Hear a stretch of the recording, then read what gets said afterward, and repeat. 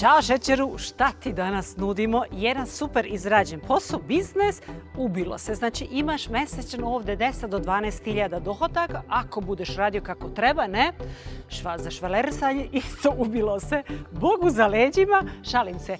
Ova se zgrada nalazi u Haringse, ovdje imaš sve zajedno 1817 kvadrata zemljišta.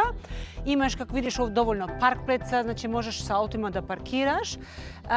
Tri su zgrade, znači ovaj sanira 2014. godine, isto urađena sa luftvarme pumpe, napred su 2019. rađeno, znači iznutra je saniranje.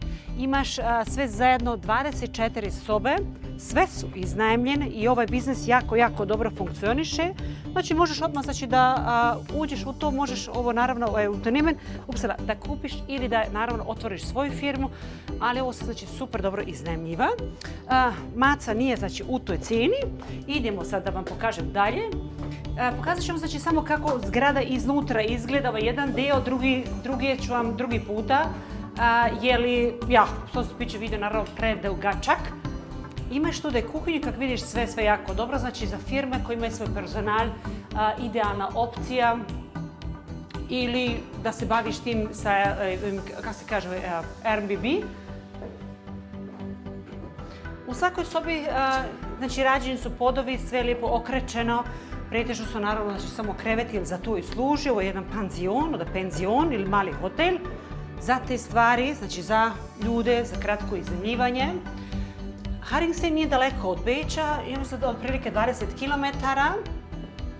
Sve je tip top i sve bi ostalo ovdje. Znači jedan izrađen biznis koji stvarno godinama već funkcioniše, jako dobro znači ide.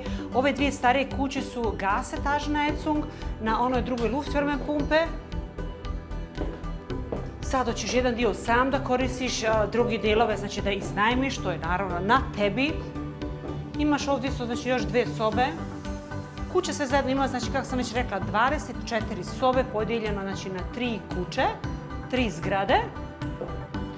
1817 kvadrata imaš sve zemljišta.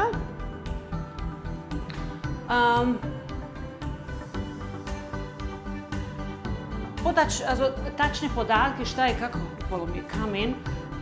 Tačne podatke ću vam znači da dostupim iduće nedelje, dobijam znači od Gemende sve, pa možete znači da nas kontaktirate, ali cena već stoji. Javi nam se radi zajedničkog termina samo kod Klasaran Partner Immobilije. Ugodan dan ti želimo.